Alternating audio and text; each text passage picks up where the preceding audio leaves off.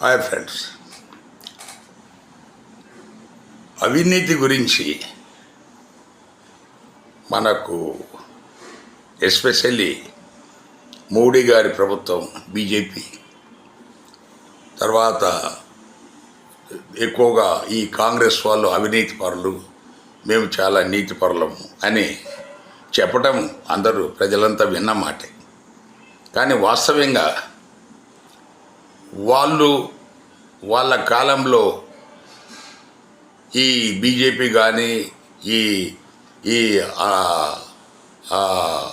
మన ఈ సంఘ సంస్కర్తలు మన అన్నా హజారే లాంటి వాళ్ళు వీళ్ళంతా చెప్పినట్టుగా కాంగ్రెస్లో అంత పెద్ద ఎత్తున కుంభకోణాలు స్కాములు జరిగితే 11 సంవత్సరాల్లో మోడీ గారు ఒక స్కామ్ను కూడా రుజువు చేసి నిందితులకు శిక్ష పడేలా చేయలేదు.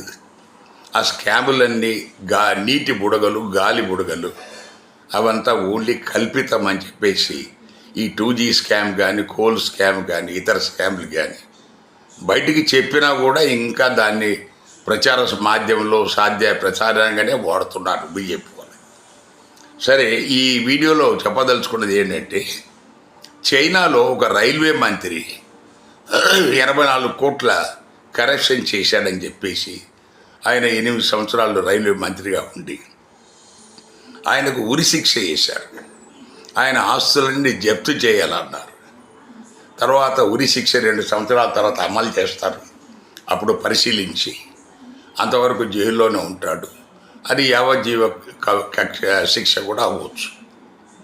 మరి మన దేశంలో దేశభక్తి కలిగిన పార్టీలు మన వీళ్ళంతా ఒక్క క్రిమినల్నైనా మీరు జైల్లో పెట్టి ఈ రకమైన శిక్ష వేస్తే దేశం బాగుపడుతుంది.